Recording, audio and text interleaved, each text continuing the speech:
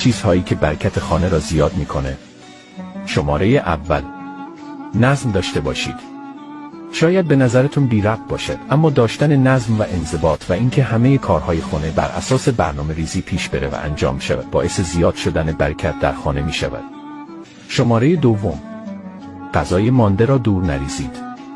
غذایی که میمانه به خصوص برنج و نان را دور نریزید. اگر قابل استفاده هستند، اونها را در یخچال نگهداری کنید و دوباره گرم کرده و مصرف کنید. نانهای خشک شده را برای حیوانات خانگی مثل مرغ و گربه جداگانه نگهداری کنید.